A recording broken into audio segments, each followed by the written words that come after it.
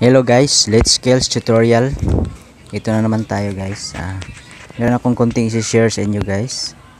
Itong keypad na cellphone. Hindi tumutunog guys. Madali lang itong ayusin guys. Pero ipapakita ko sa inyo guys para mabigyan naman kayo ng idea sa mga nagdi-DIY diyan. Ito na ang simple na idea para sa inyo guys.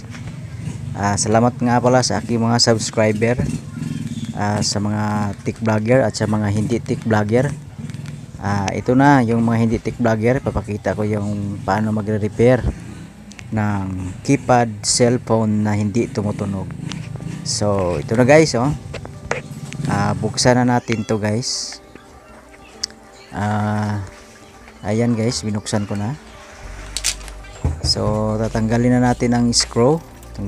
Fast forward ko guys kasi matagal pagtanggal.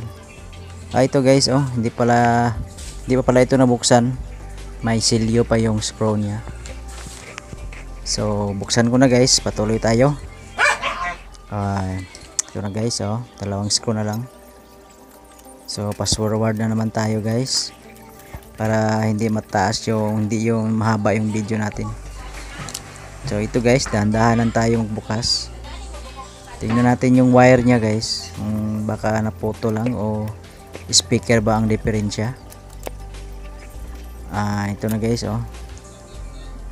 ayan guys, kitang kita putol yung isang wire niya guys. So malamang guys, ito lang ang problema niya.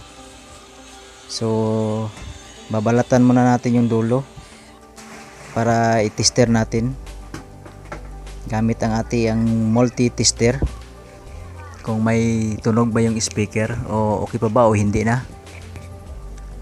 Ayan, lagyan mo natin ng lead para maganda yung pagka-test natin guys. Tulad ng pinakita ko yung paano maghinang. Ganito ang paghinang guys. Lagyan mo na yung dulo ng lead. So ayan guys, balatan muna natin yung dulo. Binalatan ko na siya guys para pag-test very okay. So kuha tayo ng tester guys. Ayan yung putol yung isa, yung black wire, bali yung ground yan guys. Ayan yung negative. So lagyan natin ng lead ng marami para dikit agad. So bago ikabit guys, test muna natin guys. Ayan guys, may tunog naman pala. Ayan, tumutunog yung speaker nya. So ibig sabihin guys, walang problema, puto lang pala ito. Naputo lang. Ganyan talaga guys, may yung hindi masyadong maganda ang pagkahinang nung sa galing sa factory, puputol yan kaagad guys. So ibabalik natin guys, kay okay naman yung speaker nya. So ayan, nakadikit na. So sarado natin ulit, balik para i-testing. So ayan guys, fast forward tayo guys para hindi maba na naman ang video natin.